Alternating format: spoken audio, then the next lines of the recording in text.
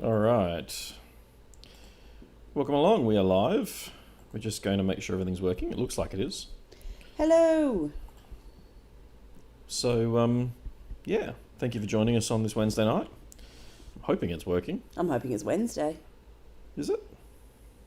And technically, I think it hope is. it's Tuesday. All right. So, There we Wednesday go. Night Live. It's working. Can we go back to the other screen so I can actually read So the you comments? can read the comments? Yeah. So, Turns out I still can't read it. I can read G'day, that's all I've got. were you guys late because you were reading the Orc article that just got released? No, I didn't know there was an Orc article that just got released. No. Fun. We were watching... No, because I just got to the right It's thing. fine. I'm not going to have that open. It's fine. We were late because we were watching School of Rock. Yeah, because School of Rock is one of the best films ever. So apparently, thanks very much for letting us know, we've got a New York article because we know they're coming. We know that the Beast Snaggers box is due out at the end of July. So, be interesting to see what we get there. 5 ways the Beast Snaggers prove squigs aren't just for biting people. That'll be entertaining. Well... Okay, it's an actual full article. It's Smasher rule and all sorts of stuff. I love the targeting squig. All right, we'll read that later. Okay, give that back because I had Give it that open back? to the right page. Okay. If I've lost it now, oh, you're in trouble. Keep talking. Okay. So, for those of you who are joining us just now, welcome along. I've had quite a few comments from the podcast episode in the last 48 hours from people. Oh, what did we say in the podcast? Remind me again what the podcast episode was about. Life of a TO. Oh, okay. My favourite one so far, though, was from Jonathan, who basically went, "You're 100% right about the Guardsman box, that Katie and Shock Troopers box that we talked about right at the very end." So, had a bit of a laugh. Probably need to be a little bit kind with that box because we're giving it away as a prize on the weekend, aren't we? Yeah, but free is good. Free is the best price. So, we do still have spots on the weekend for Charity Hammer. As it turns out, I probably had 8 players drop today. Oh. I think we've got 15 or 16 registered now. Because I was chasing up army lists and that sort of stuff. And a few of the guys are going, I've actually been rostered on. Or a few of them have had, obviously we're still in masks and stuff at the moment, out and about. So it's definitely put a bit of a crimp on some of the players' spaces. And obviously with the lockdown, some of the guys have ended up working as a result. We've got 9 doubles teams for bolt action. Awesome. And I know that the TO for that Dan is going to bring along enough stuff so they'll have the even 10. So there'll be 20 players playing bolt action. I'd love to have 20 playing 40k as well. But ultimately, I really appreciate the fact that a lot of the guys have taken this event the right way, or at least for the 40k half of things, because it's the money's being donated to a good cause. And one of the guys has brought a really silly army list, and he said, "Oh, you've put some stuff in the players pack about donations to let you do extra rerolls and use stratagems again and that sort of thing." I said, "Yep." He said, "Can I give you $10 a game if I can take 1 terrain piece off each game?" Because he's bringing a big model and he wants to be able to move it around. And I said, "Look, that's the sort of stuff that, as long as it's in good taste and it's in the spirit of the event, that I'm not adverse to." Because it's there we're trying to raise some money for to help men's mental health and new dads services. So I'm actually up for that, as long as everyone's cool with it on the day. We don't want to have any bad feelings. None of it's being ranked. It's there about having some fun and some games and giving some money to a good cause. We will have a receipt book there as well, I believe. So we can give you a tax receipt because it is going to a registered not-for-profit. Yes. So it's all a tax deduction. Yeah. So you just have to remember to keep hold of your receipt because we are 12 months away from the end of tax year. Yeah, we are. We just slipped it into the next financial year. Yeah. But it's definitely something that we can organise. Also, I'm going to be bringing all the poker chips. I think I know where they are in the dungeon. Yeah, let's talk about this because if it doesn't happen, it's all good. I was just going to let them use their swipey. They can buy poker chips and then swipe their card at the end of the day, depending on the chips. They can buy chips so that they don't have cash. Right. Well, we don't know that we've got all the things It'll to be do fine. that. I know roughly where they are in the dungeon. I'll find them. Do I reckon there will be a big FAQ just before WATC? Probably not. We've seen a big revision. When was that? End of May or start of June? And we've got the AdMech FAQ now, so we're still missing the Sisters one. But the AdMech one, I've already seen there was a yo-yo option for one of the units where you could deep strike it and then pull it off the table in the same turn. So you'd put it on the table, complete an action, and then pull it off the table in the same phase, which never felt right. That's been fixed in the FAQ. And there was also another one where you could use multiple of the same character, which gave like a 3-inch range buff or a 6-inch range buff and that sort of thing. And you had to pick one unit. People were trying to argue you could use it, if you had 3 of that character, you could use it on the same unit 3 times and give it. So they had to put it in there, and no, you can't do that either. So lots of that stuff's been pretty straightforward for the AdMech, which is good.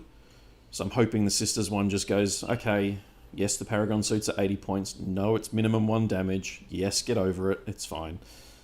So, and it's a shame. I was talking to someone today who plays Sisters quite a lot, and he said he knows someone who was so excited for those Paragon war suits, but his army's not GW models. It's all done by Raging Heroes and that sort of stuff. So he found an STL file that would match the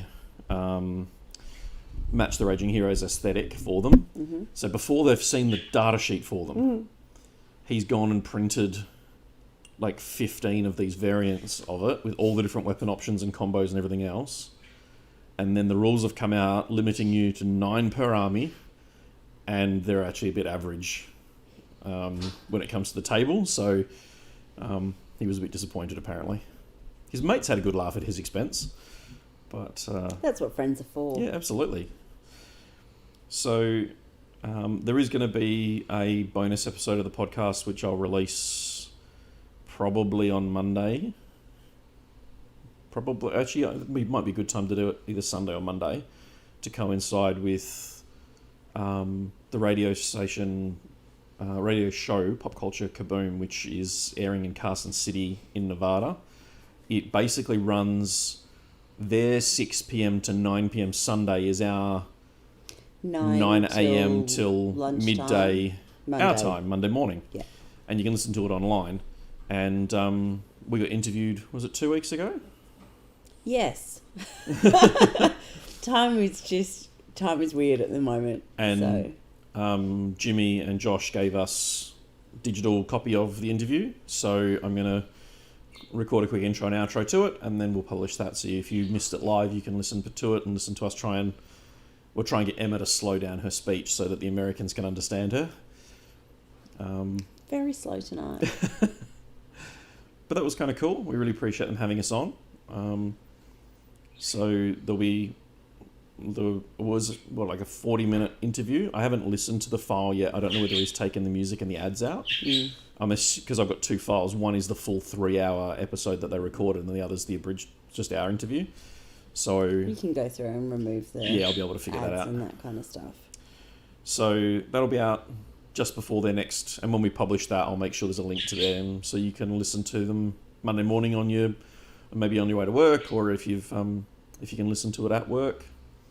Give them some love. They're gamers in America, and they cover pop culture and all sorts of stuff, movies and so on. So yeah, here is talking about how over here in WA we've got no restrictions, and then then we went to lockdown almost immediately afterwards. It was a week later. We didn't jinx them quite that quickly, but yeah. No, that belongs to the Toy Soldier Cartel, because every time they have a tournament, we get a lockdown. Yeah. So we're going to get through our event this Saturday, and then we'll go into lockdown for next. No, because the second time they tried to run their event, it was fine. Did it? Yeah. Remember you streamed it? Oh, yeah. I actually had someone complain that I was playing in this one. They wanted me to stream that again. So, yeah, tough, basically. You can always stream it. No. That's way too much work and whatnot. The delay has actually been good because it's meant that... he can paint his army. Yeah, I'm going to revise the army and resubmit it because Courtney let us resubmit. Yeah. I'm not sure if I'm going to be able to play. Emma might have to work. Emma blocked off her calendar so Mark could play. Now Emma is working. Yeah, now I am. But turns out... Gee, what was... There's the dog. Okay. I said something touched my foot and I had no idea what it was. And she's got teeth. Well, they've all got teeth. No, Well, actually, this- one of them doesn't One have of them, any one of teeth. them's got barely many teeth, but no, this little one's got puppy teeth and it hurts. Yeah, I can't see her. I don't know what she's doing. it's just at your feet. It's fine. Yeah, so I've got going to revise the army a little bit and bring. It'll still be Drakari, which will no doubt cause complaints, but it'll be a whole bunch of units that I don't think anyone's really used yet. Vince had a good question about the event this weekend for on that topic. WATC shirts, can teams order different colours? Right, good question. I'm sure they can. I don't even know what he's on about. Well, so there's two things he could be on about. One could be having a matching shirt, and one could be about my idea of having like the the event WATC shirt. event shirt. Yes. So there's a few things that I'm going to publish after Saturday. Oh, recording successful. Reconnection successful. Ah, Yeah, I don't know what that's doing. Okay, maybe you touch something with this. maybe. A couple of things you're going to publish about. Yes, because Emma did mention doing an event shirt. We want to obviously order them up front with sizing and everything so we get the right things and the right quantities so there's no wastage. Yeah. I've also had some players inquiring about objective markers, their own team objective markers, and I'll be putting up a post to give everyone the time to, because we want to order them probably in the next 2-3 weeks. 2 weeks to make sure it's here on time. Yeah. And I've also reached out to one of the terrain providers to order the next batch of terrain, and I've had a few people inquire, can they get in on that part of the order as well? We'll also be able to order the neoprene craters, and you'll see them this weekend as well. So They were a lot more expensive than we thought they were going to be, though. they were more expensive, but when I was talking to Justin about them, because of the quantity we wanted to buy, he was quite willing to work with us on that. Cool. So, yeah, that'll all be sort of Sunday or Monday at this point in time, because we've got a busy day for the next next 3 days are basically full. Yep. Emma, correct. Yeah. See, well, that's great. I did give 2 options.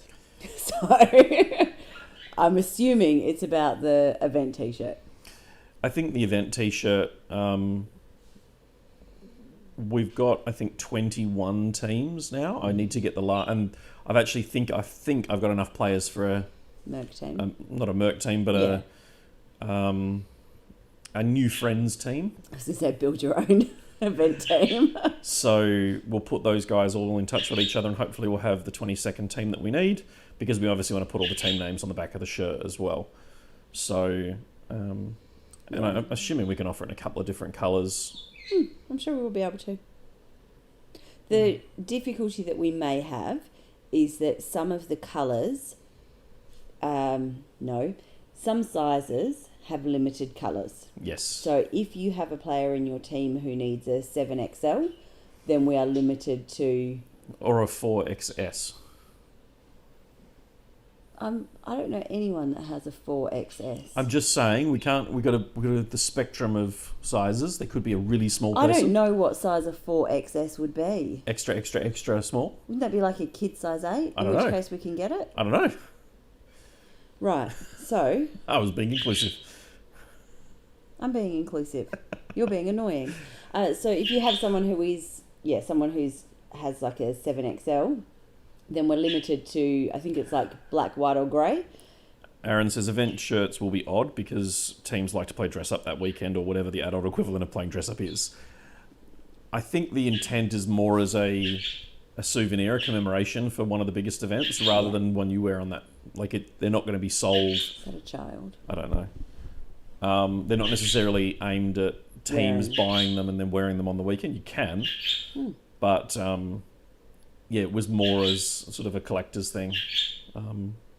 So yeah, but we've got the logos and everything like that, so we can price. It's a very busy night in our house tonight. I'm sorry. There's all the dogs have settled, but there's kids moving up and down. The birds, going off. off. Yep.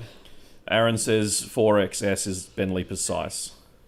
We can get him in size 8, boys. Okay, we'll be fine. And Banana Rama says, can we get them all in orange instead? Do you know that's so funny because my mum said, I'm going to hack your Facebook. Yeah, right. I'm going to hack your She can Facebook barely turn her phone on. and go in and get everyone to come this weekend wearing bright orange. And I'm like, good luck. Yeah, that'd be entertaining. It would be quite cool. I would really appreciate it if everyone did turn up wearing bright orange. But It means I can wear black. That gets easy. Getting orange shirts is actually kind of hard, though. Like, most sensible people don't wear bright orange, to be fair. I'm very proud not to be sensible. All right, shall we go into some of the questions that I've got? Sure. Oh, yeah, it won't open with my thumbprint. No, because it's my phone. Okay. How would you run a Crusade campaign day? My favourite version of this that we've tried was actually a Heresy version we did a few years ago, where it was like a campaign tree, where you played a fixed mission for round 1, and then depending on who won and lost for the different factions, you then played a different part of the tree for the second round, and then the knock-on effect for the third round, and so on. So you end up kind of telling a story with different missions reflecting the campaign's movement with the different factions. That's probably the favourite one I've done. And I think we could use the Crusade system easily enough with that. Was that the one that we did with like the hex squares? No, that was the following year. I quite liked that. I've got to get that back from Sam, actually. Sam's still got all my hex squares. It doesn't necessarily need to be a hex square, but I quite liked the moving the flags forward and Yeah. that. I feel like having a justification for, when you've got, so we just had Loyal and Traitor for the Heresy, but when you had one game in the balance and the winner of that game was going to shift the mission from X to Y, and if it was a draw we were going to get Z, that was quite exciting. So that'd be the way I'd do it again. What was the best thing before sliced bread? I can't say that on air. How much better the Tomorrow War is if you instead watch it as the Imperium throwing conscripts to the first wave of the Hive Fleet invasion? Since we don't have Amazon, I haven't seen it. The reviews for it have been pretty mixed. It's Chris Pratt going to the future to kill aliens, basically. All the videos look okay, and I've seen a lot of people going, no, the critics don't know what they're talking about. And to be fair, from what I've seen, a lot of critically acclaimed movies don't exactly enthrall the audiences, and then a lot of the things that the audiences love, the critics tend to fall on the opposite side of. So I actually think I'll probably enjoy it based on the critical negativity at the moment.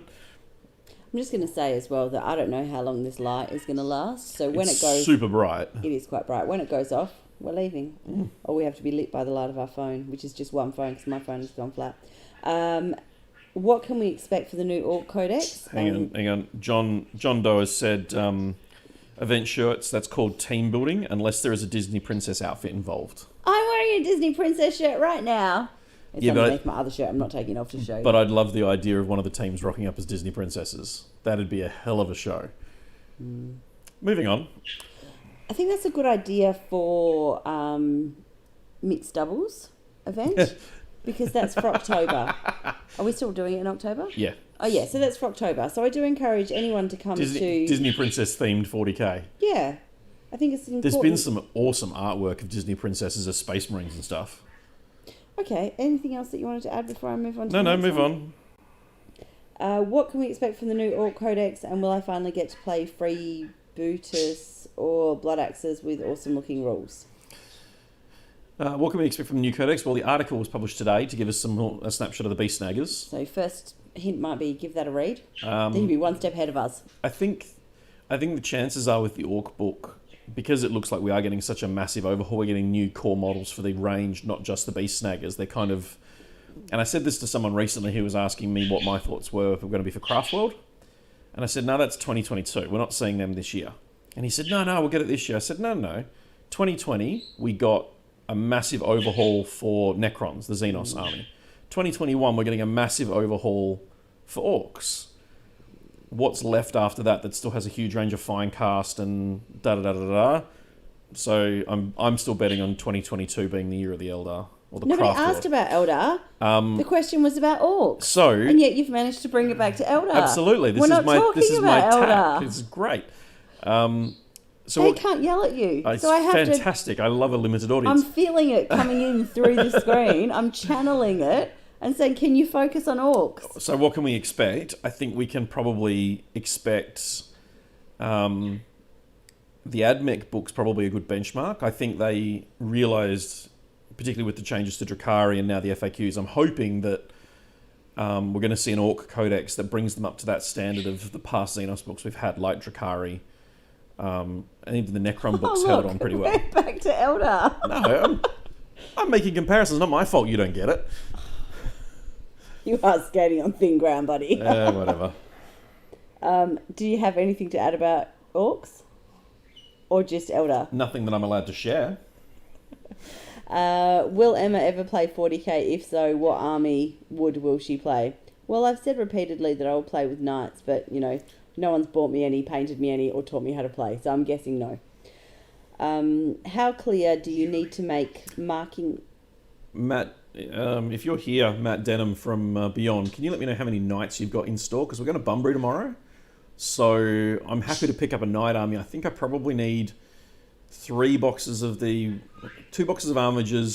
a Helverins, call it 2 Warglaive boxes, and then 3 big knights. That'll probably cover it. There's a lot. That sounds like a lot. I told you minimum number.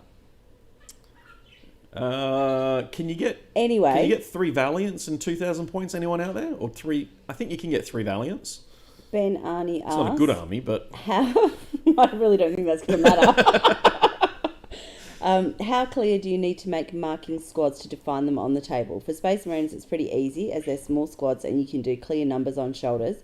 But once my orcs get into combat, it gets very hard to tell which squad is which.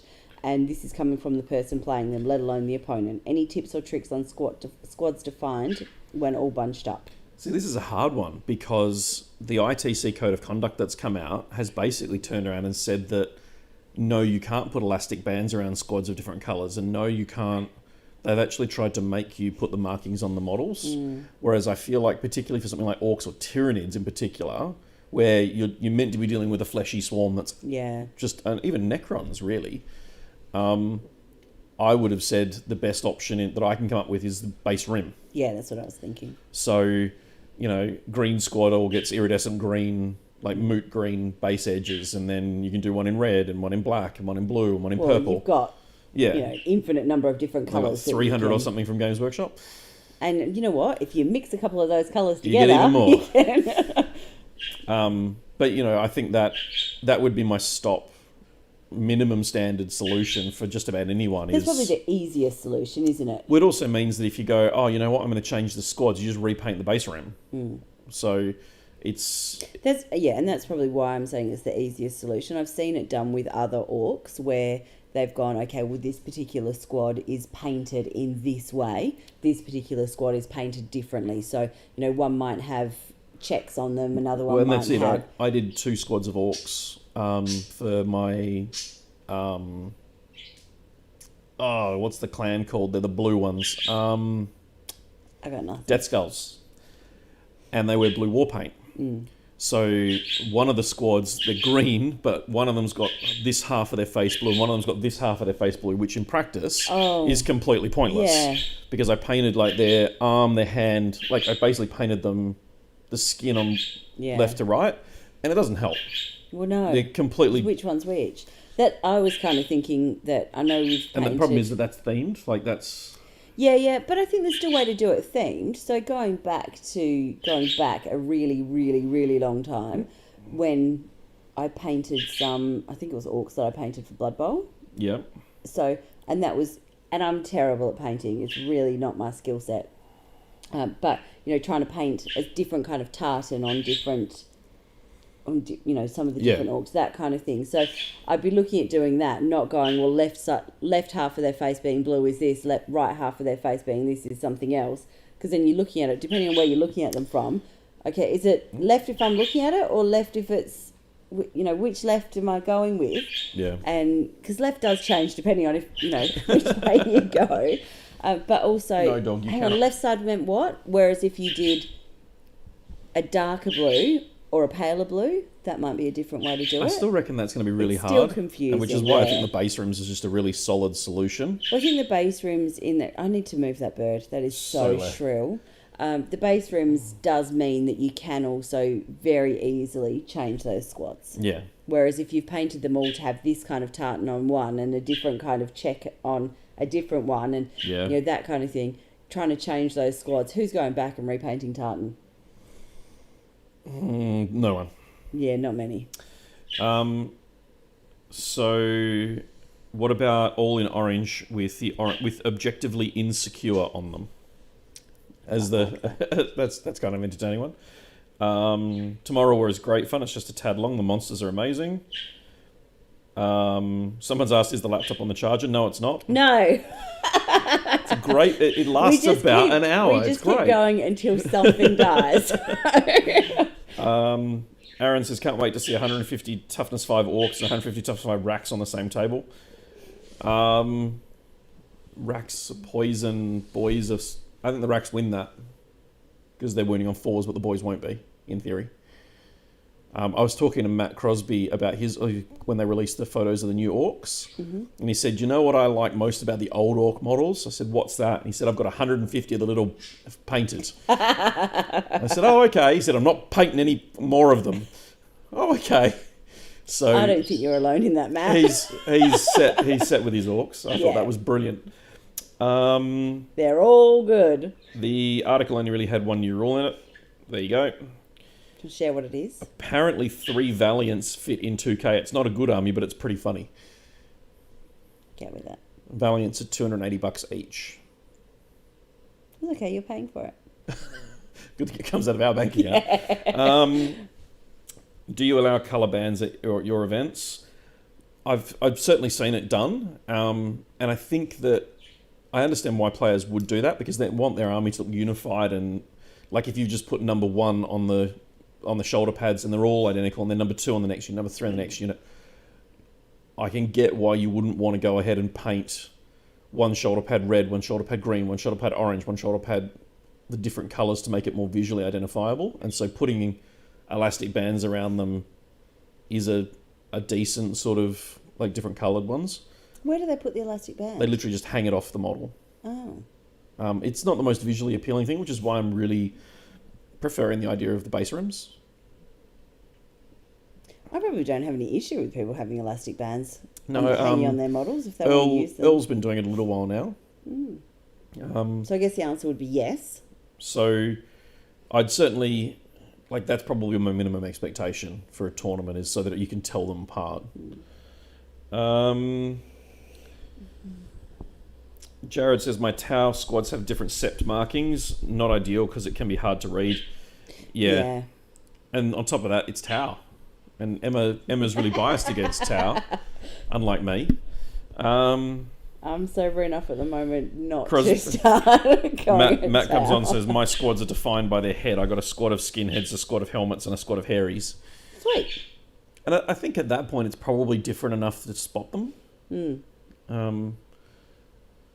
So it's you want it as easy as possible as you can for your opponent. Your opponent, the faster you can make the game, because they're not constantly squinting at the table trying to figure out what unit is what unit, so they can allocate attacks correctly. And that's one of the things that I think if you're going to use a number on a shoulder pad, I'd be encouraging people to use a number rather than a Roman numeral, because I can find that when you're doing it on the shoulder pad, those VII 4, 5, and 6 get really messy. And yeah.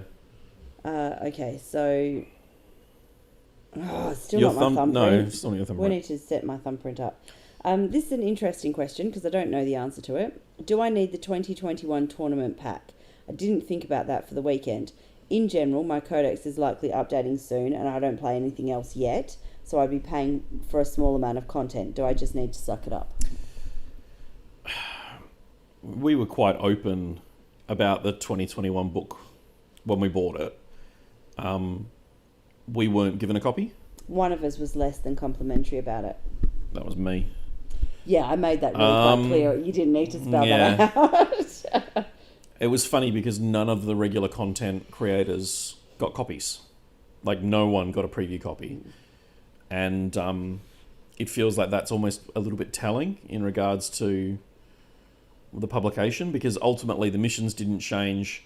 The core rules got tidied up, and some of the, like, the index... Is Jonathan Vitaglia on here? I haven't seen him yet.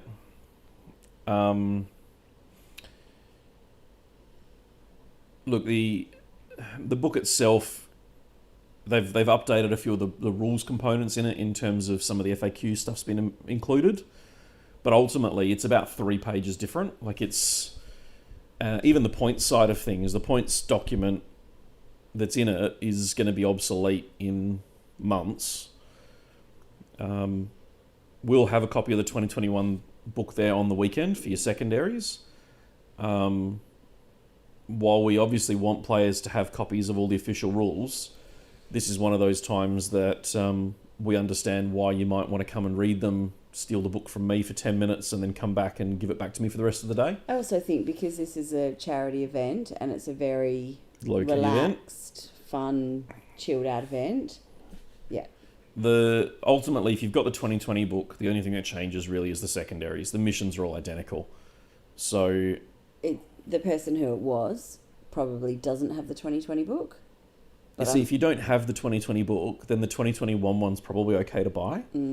Because that gives you... The only problem with the 2021 one is it's not frigging ring-bound. And they've done the AOS book in ring-bound. Yeah. Why would you do that? So, as far as... I know I'm going off on a tangent, but... I know the first Crusade book, the Veil book from the Necrons was also ring-bound. How many people said how amazing having that book ring-bound was? And then we got... To the point that they did make the AOS one ring-bound. Yeah. And all the AOS players are like, oh, it's amazing, it's ring-bound.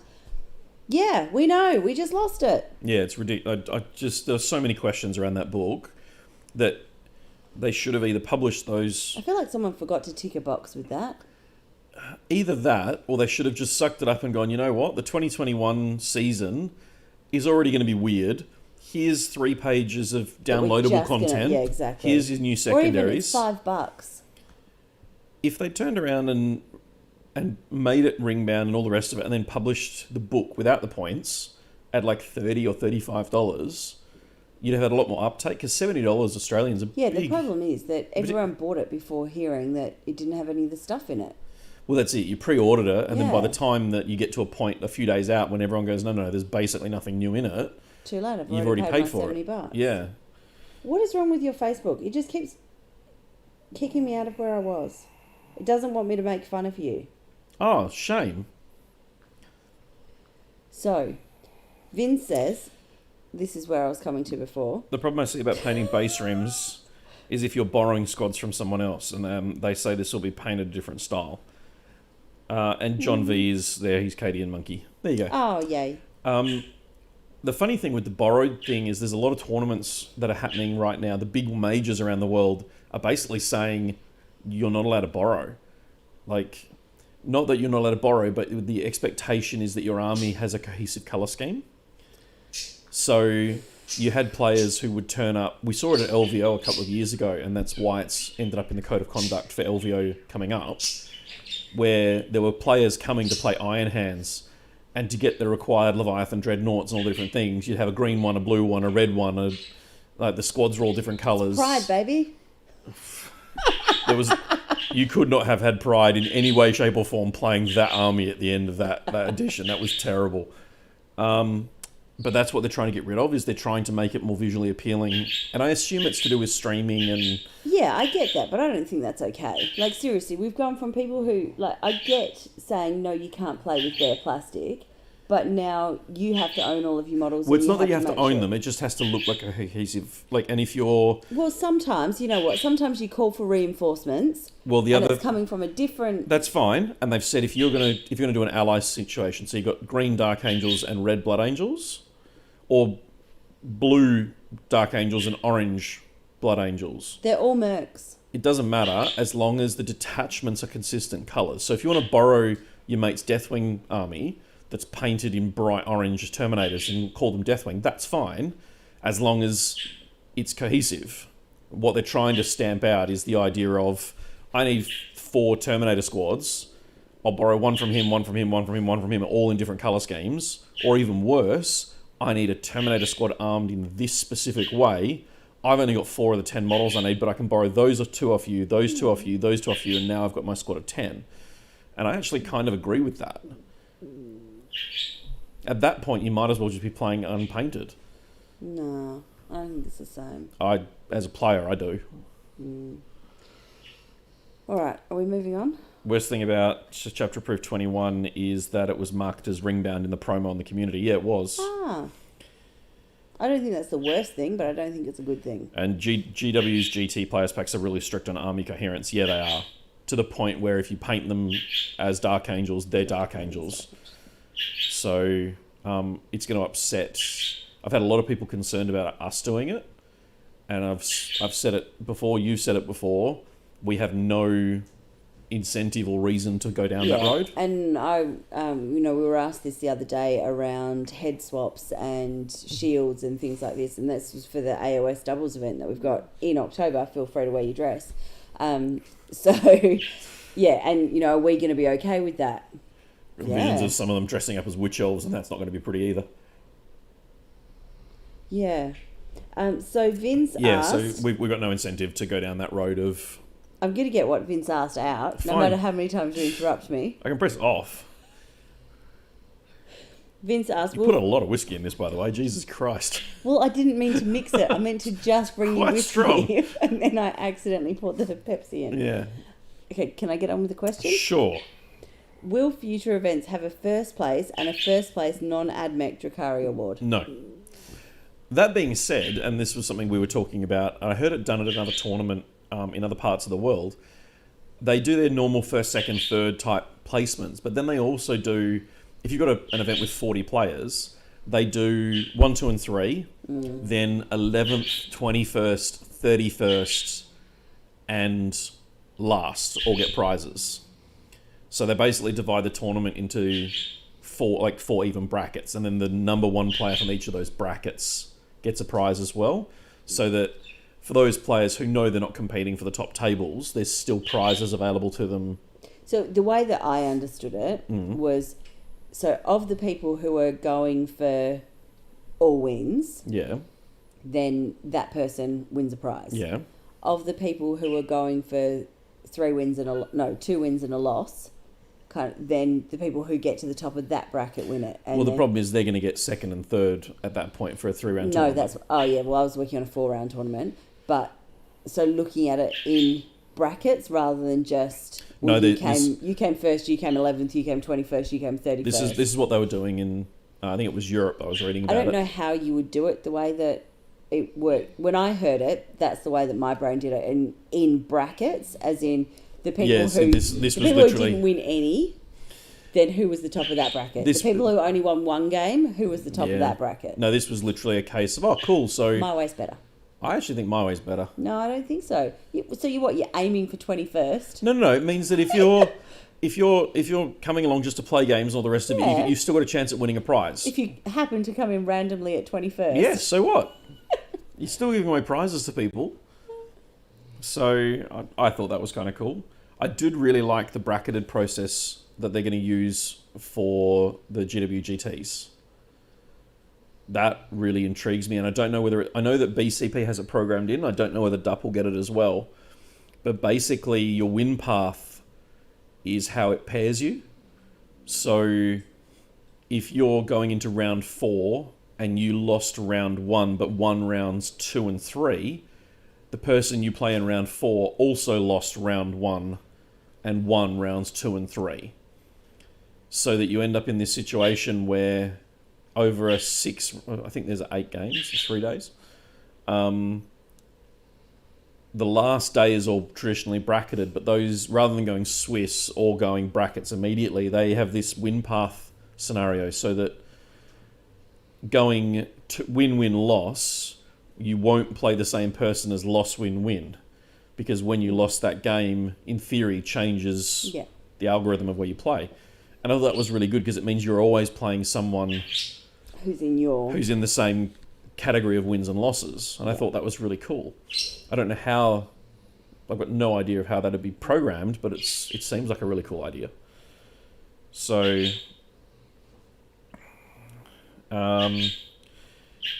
so I've got Aaron Thompson saying Emma's way is better, Thanks, Aaron. and then I've got Ben saying Mike's way is better.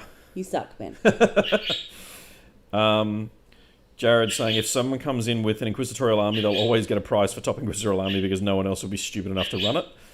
I don't know. We had 2 players who came down to Albany with, Warhounds. yeah. Look, I actually wrote a list that was nothing but Sisters of Silence, and then they put those into Custodes, and I got very upset.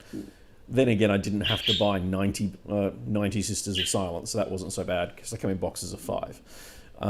So that idea lived and died very Pretty rapidly, quickly. which was great. John, My point is, you never know. You could end up with Just- 2 people coming to an event with... just label each 10 players as a division, and then you have 4 winners. I think, in theory, I get why you do that, but it also gets really hard depending on, like, if you end up with first, second, and third all in a division, plus, you're giving out more prizes for Yeah. one division, whereas just dividing it up and going, cool, hey, you know what? Like if you're looking at the event and you're 4 rounds in, and you see you're placed, I don't know, 23rd, you can at least aim for 21st to get a prize because you're constantly able to see where you're ranked at the end of each round. So it gives you something to aim for, which is kind of why I liked it. It also does lead to these weird situations where you might try and throw a game if you're ranked 20th and going, you know what, if I can drop 1 rank, but then you risk dropping too far because someone else wins, and I don't know. I get why doing it purely on brackets would probably be fairer. But at the same time, the problem with the brackets is they're exponential based on round. So you end up with, like at 7 rounds, you end up with 49 brackets or something.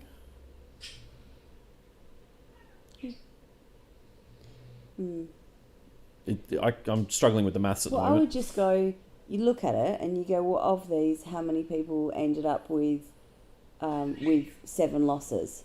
Well, who's at the top of that? Will they win that bracket? But so you got 7 losses, 6 losses and 1 win, 5 losses and 2, 4 and 3, 3 and 4, 2 and 5, 6 and 1, 7 and 0. So that's 8 brackets so far. Yeah. And then if you get draws, I wouldn't put draws into it. well, then you can have players who aren't in a bracket. You have to factor that in Well, no, somewhere. so I'd be looking at the loss as a bracket or the win as a bracket. But then what happens to the players with draws? Because there's a third score imparted. Well, I would still be looking at it. Guess what? You didn't win, therefore you're not at the top of that bracket. Or you are at the top of that bracket because you didn't lose, depending on how you want to look at it. So that'd have to be done manually. That'd be a pain in the ass trying to work that I out. don't think it would be that hard, but we don't really need to work it out now. It's fine. What do you think to Dom's Fast and Furious family memes?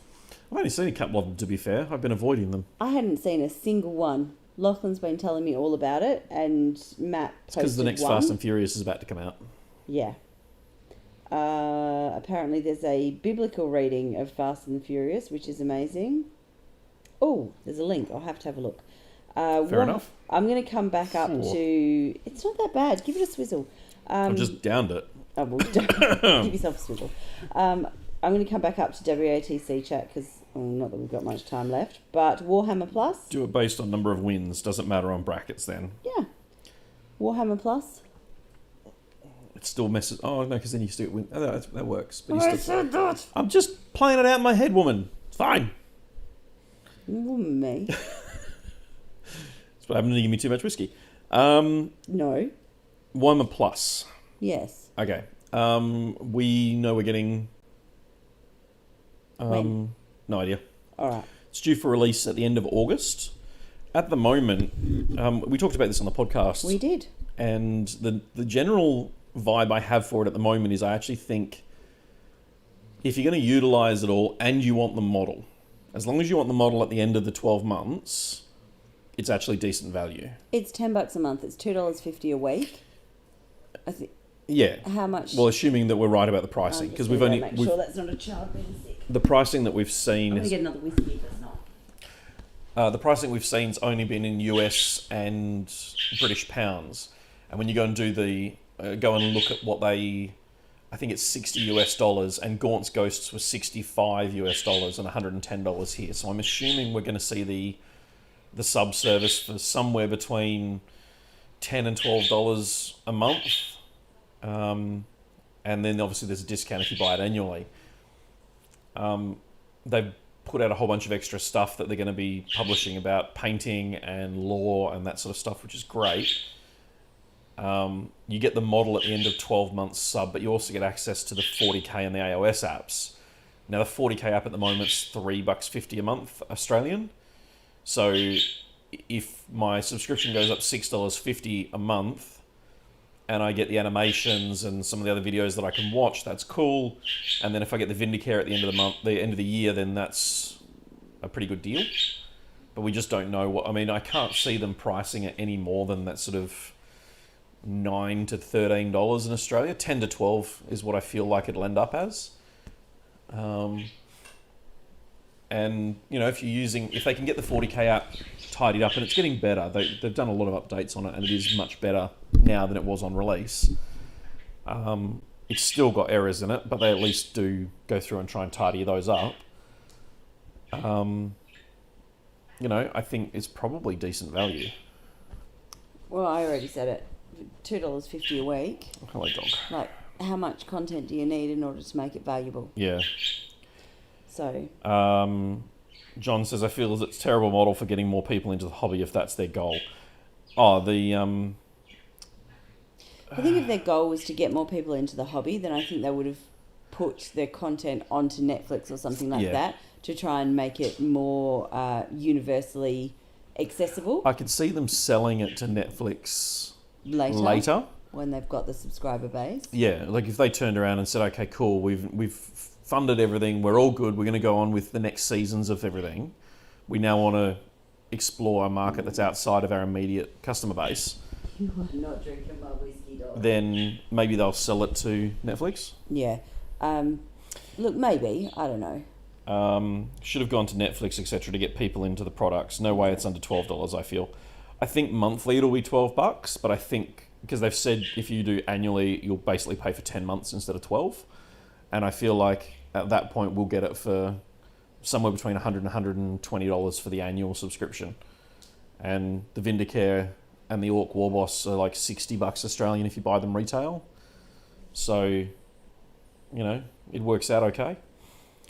How much is a VPN? Because isn't that pound price worked out to be the same as the US price? No, it isn't. That's true.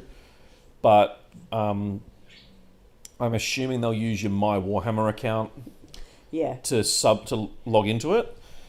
And that means that it locks it to your region because that's also your online profile. So if you want to order anything from them from Forge World or Black Library or Games Workshop, and you probably need your actual address, sadly. Yeah. Feels like they just wanted the initial dollars rather than losing a cut to a major streaming service. I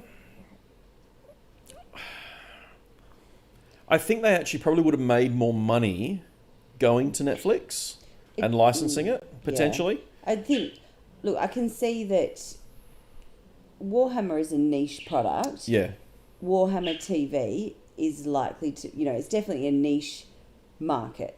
So is one of the big streaming companies likely to pick it up based on that? And for how much money are they going to be willing to pay for it as well? Well, yeah. But even are they prepared to pick it up? And so, the content has to be paid for somehow. So if this is how they get it paid for, and then when they've proven it, do they then take it to one of those streaming sites and go... Yeah, Amazon or Netflix or whoever. Because they partnered with Amazon in the UK. Yeah, for me, and then lost all their storage space. I think the reality is that anyone who's likely to sign up for this is already paying for whatever those streaming sites are. So I'm not sure that they're likely to get a deal, but who knows? Yeah. You need to settle down. As someone who's watching content on YouTube for free right now, $2.50 is a lot more than $0. Yeah, that's true. But I think if they've done it right with all the animations and then all the supplementary stuff, And look, to be fair, as a long-term hobbyist, the archives component of Warhammer Plus is what's really interesting me more than anything, because if they're going to give me copies All of the all the previous White White Dwarves and all Dwarves. the old editions of the game in full resolution that I can get on my iPad, that's actually a big sell for me, because it lets me go back to some of those nostalgia years and look at the articles for painting and some of the old models, and there was some cool battle reports, and if they give me copies of Rogue Trader digitally and the old supplement books like that, like they've already said we're getting the 7th Ed Gathering Storm books on there as part of the initial release, and that's really cool because there are going to be players out there who you obviously can't buy those anymore. You haven't been able to buy them for some time, but having all the stories that go in those is, there's going to be a lot of players that find that really enjoyable. They just made a Dynasty Warriors movie, so that's true, but that was published by in conjunction with a Chinese studio for the Chinese market. And they've even said now with a bunch of the American studios, because China makes up like 50% of their sales, they had to rename something for the Chinese market when they did the dubbing, because they couldn't call it The Mandalorian. They couldn't call bloody dog. They couldn't call Boba Fett's ship Slave One. They had to call it a certain type of slave to meet the Chinese requirements. So Dynasty Warriors as a franchise based on ancient Chinese history of the War of the Three Kingdoms makes a lot of sense to turn into a movie when you can sell it into that market. John asks, what time are we going live? Now, About 52 minutes ago. if they went to Disney Plus, then Fulgrim would be a Disney princess. Judy, we can't even print without spelling errors. Why would they not F it up? Look, I think GW are in this weird spot with the printing side of their business, in that they know that the older hobbyists love the tactile idea of having a book on the shelf. The problem is that they're also trying to adapt to a community that expects almost a digital computer game style of updates and processes, and they're not willing to give up the hardback side of things at all at the moment. Yeah, I think we're also working in a time where people expect things to be done instantly.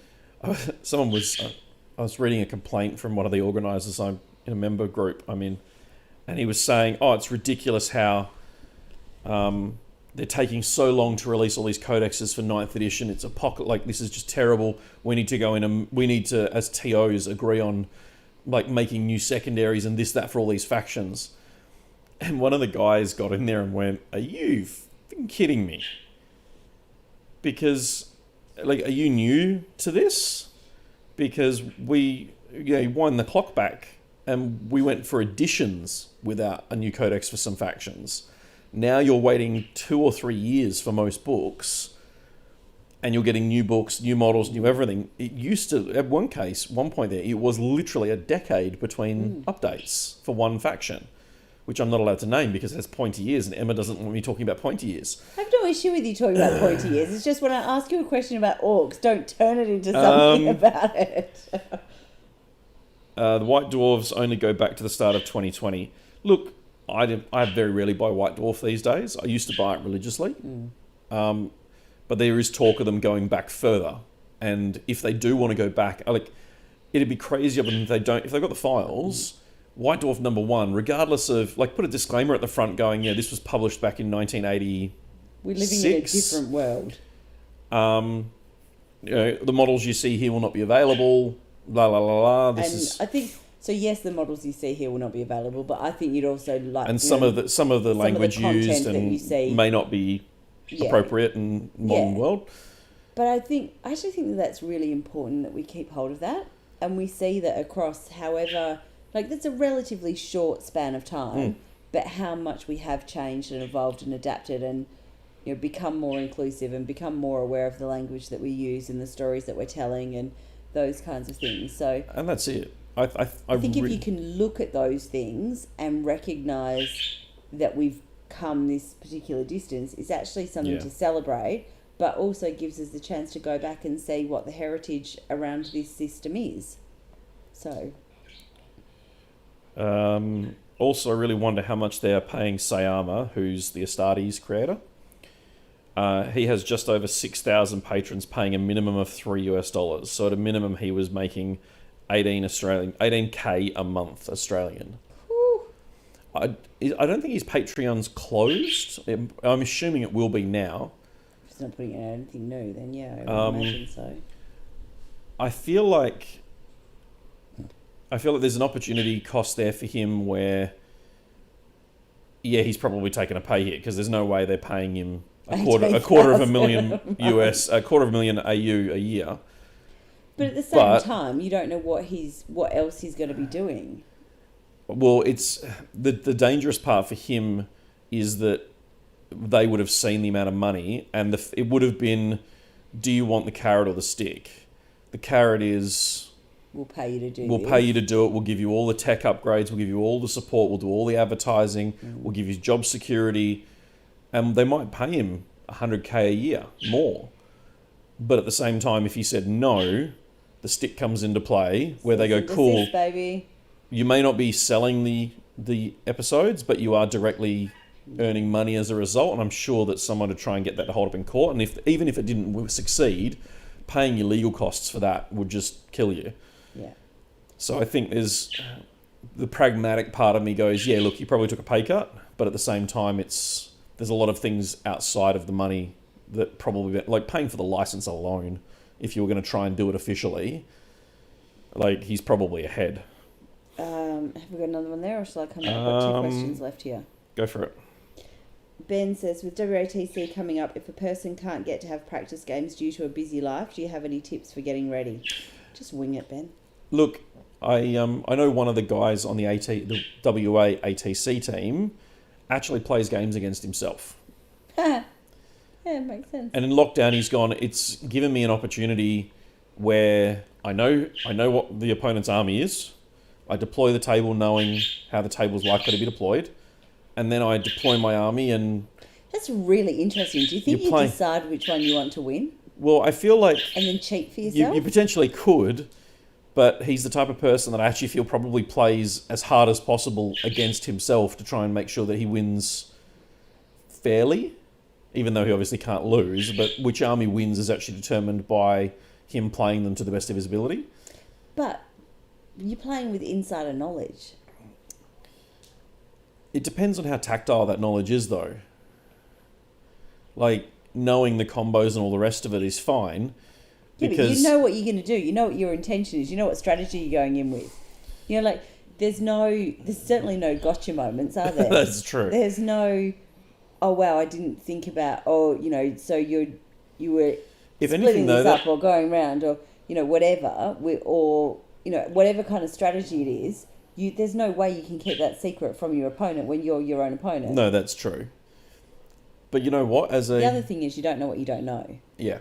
So if you're a skilled player with a whole heap of experience, great. If you're a brand new player playing against yourself, you're probably less likely to get... you're less likely to have a challenging opponent. Yeah. So yeah, that's what he's been doing. I'd check for myself. How do we have an extra arm here? I don't know. You've moved. I think when I moved, you shifted over. No, the dog's shoved me. Shane asks, can he roll for what order he uses each game in Charity Hammer? Yeah, look. The whole point of Charity Hammer, one of the guys wants to, like we said... move a piece of terrain. Move a piece of terrain at the start of the game for a donation to the cause. The whole point of this is to try different things and try new armies and have some fun. It's not being ranked. It's not going into anything like that. It's about coming along, supporting a cause and having fun. And coming up with those silly things. And we're not averse to saying yes to them. So if Shane comes to us and puts it on his army list that he wants to, because he's only just organised that he can come along. If he says, yep, I'm going to submit my army list with the order to be determined every round, and I'll donate however much he wants to nominate, and I'll decide whether it's enough or not, then sure. Like, that's okay. Like, one of the guys... And saying that, like, it is a charity event, and we are donating... well, all of these little things, like the re-rolls per round and all the rest of it, that's all going straight to the charity. But it's all... And we're donating a portion of the ticket sales, so what doesn't go in venue hire and prizes and everything else and that kind of stuff is getting donated. But the re-rolls, it's 50 cents a re-roll, it's $1 for an additional CP, and changing warlord traits and that sort of stuff pre-game you can do for gold coins and that sort of thing. So so we're not going, oh well, you need to pay $10 for a re-roll or anything like that. It's just, it is supposed to be fun and relaxed, and just, it's a bit like Drunk Hammer, but we're not encouraging people to get drunk. No, because the Responsible Service of Alcohol says we're definitely not doing that. Yeah, we are definitely not doing that. But that same kind of thing of, oh well, we're just gonna play around a bit. We're gonna play games with our mates like we would at home. It's just that someone else is going to tell us who we're playing, and there's going to be prizes at the end of it. There's prizes at the end of it, and we go towards supporting mental health as well. Yeah. So, and yeah, I mean, I think that there's a fair few players who come along to events who have been impacted by mental health issues.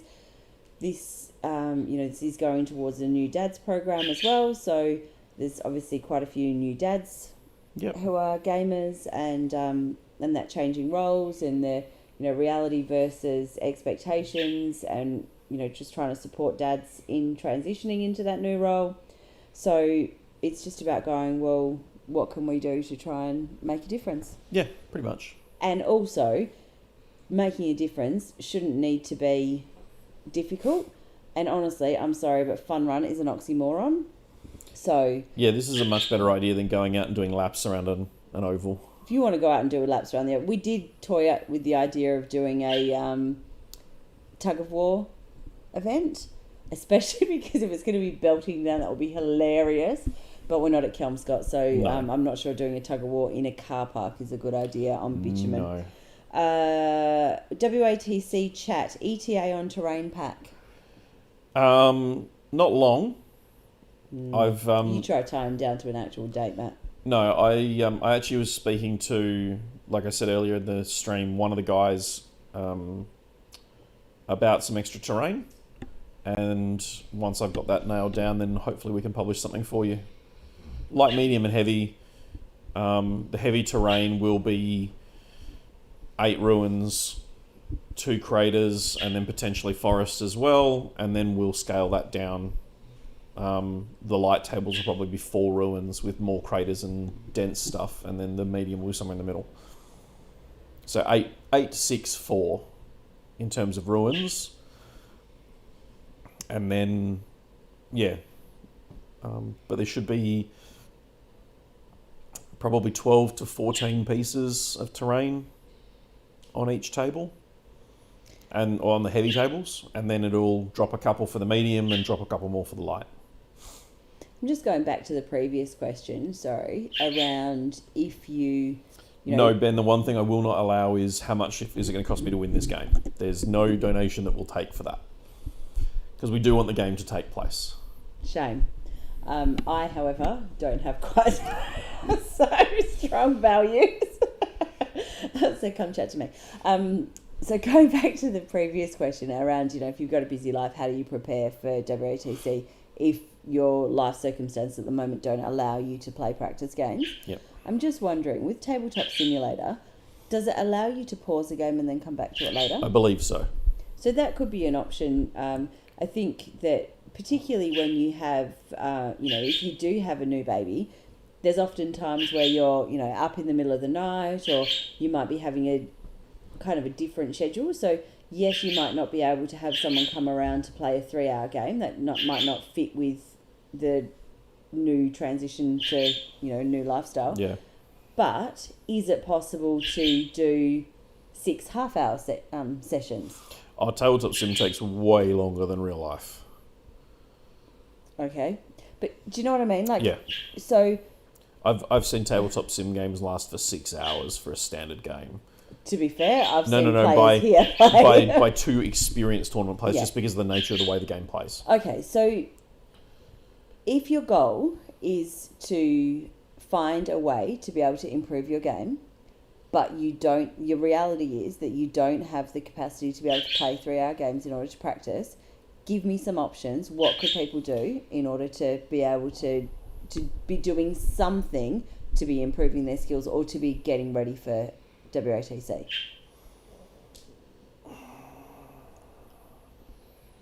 Oh, sure.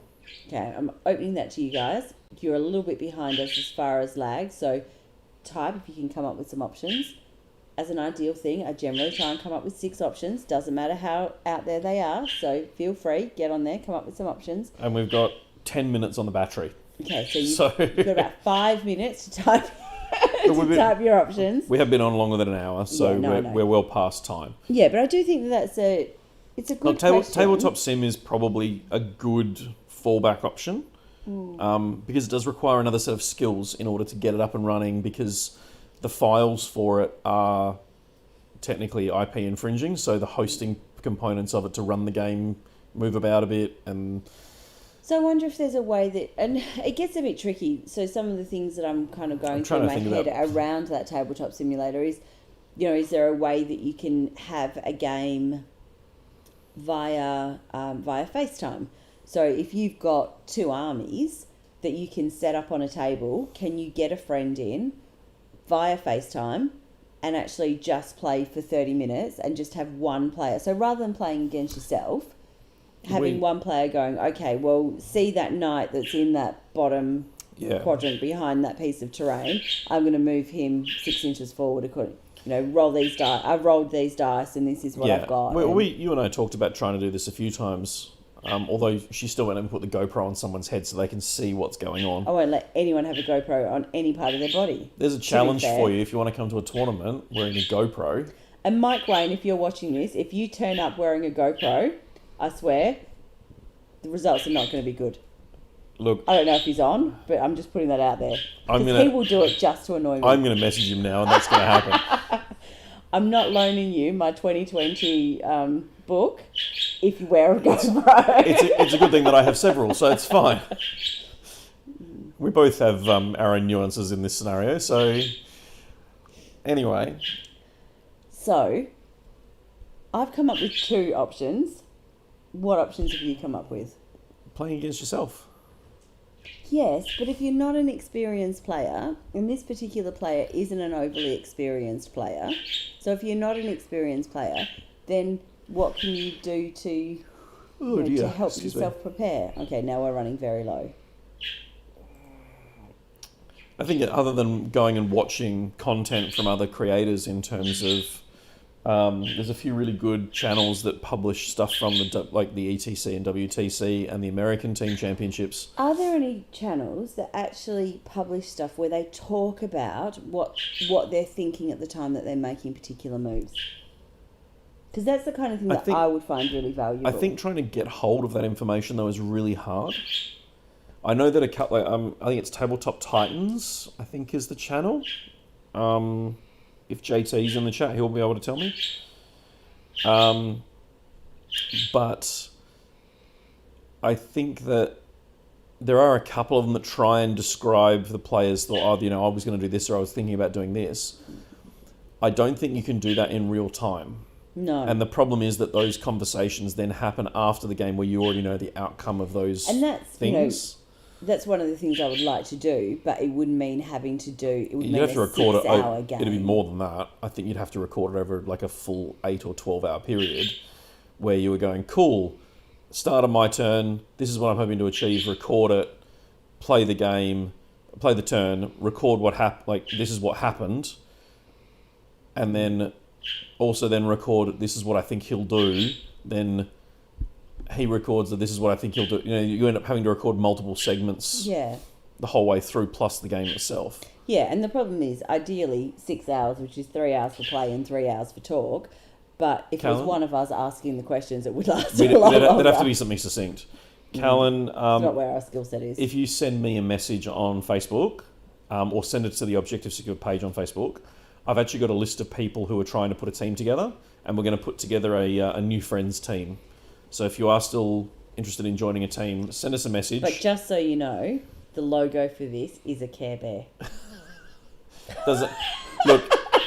I'm sure I can get someone to do a Care Bear with a Space Marine helmet and a bolt gun and like a winged eagle or something on its chest logo. We I can don't do care. something cool. So long as you guys all stand around the table and you start each match with a Care Bear stare, I'm happy.